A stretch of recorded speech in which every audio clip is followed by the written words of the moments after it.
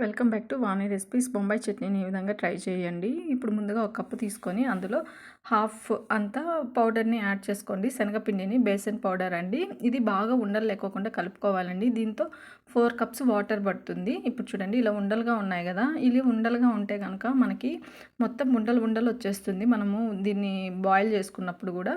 ఇప్పుడు ఒక ప్యాన్ పెట్టుకోండి. ఫస్ట్ ప్యాన్ పెట్టుకొని అందులో 2 టేబుల్ స్పూన్ ఆయిల్ని యాడ్ చేసుకోండి. ఆయిల్ హీట్ ఎక్కిన తర్వాత అందులోనే కొంచెంగా ఆవాల్ని యాడ్ చేయండి. అవి కొంచెం ఫ్రై అయిన తర్వాత కొంచెం జీలకర్ర, అదేవిధంగా కొంచెం శనగపప్పుని యాడ్ చేయండి. అది బాగా ఫ్రై అయిన తర్వాత అందులోనే ఒక చిన్న ఆనియన్ని కట్ చేసి పెట్టుకున్నది ఇందులో ఇప్పుడు యాడ్ చేసుకోండి. ఆనియన్ని యాడ్ చేసుకొని బాగా ఫ్రై చేసుకోండి. అది బాగా ఫ్రై అయిన తర్వాత మాత్రమే మనము మసాలాస్ యాడ్ చేసుకోవచ్చండి. ఇప్పుడు ఈ విధంగా ఫ్రై అయితే 2 మినిట్స్ తర్వాత ఒక 5 మిర్చి, అదేవిధంగా కొంచెం కరివేపాకుని యాడ్ చేయండి. ఇప్పుడు ఇది బాగా ఫ్రై అయింది కదా, ఇప్పుడు ఇందులో కొంచెంగా అల్లం వెల్లుల్లి పేస్ట్ని యాడ్ చేసుకోండి. ఆప్షనల్ అండి, మీకు ఇంట్రెస్ట్ ఉంటే యాడ్ చేసుకోండి, లేదంటే అవసరం లేదు. ఇది ఇప్పుడు పచ్చి స్మెల్ పోయేంత వరకు ఫ్రై చేసుకోండి. ఇప్పుడు ఒక టమోటాని యాడ్ చేసుకోండి. ఒక టమోటాని యాడ్ చేసుకొని ఇది కూడా బాగా ఫ్రై అవ్వాలండి.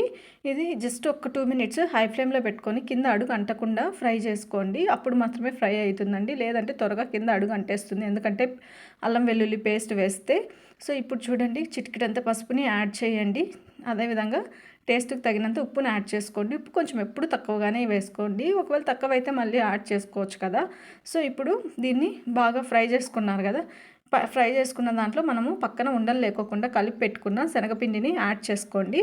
యాడ్ చేసుకున్న దాన్ని బాగా ఒకసారి మిక్స్ చేసుకునేసి మినిమం 4 to 5 కప్స్ వాటర్ పడుతుందండి. మీకు గట్టిగా అనిపిస్తే ఇంకొక కప్ యాడ్ చేసుకోండి. ఒక 10 మినిట్స్ హై ఫ్లేమ్లో పెట్టి ఉడికించుకొని తర్వాత సర్వ్ చేసుకోవడమే.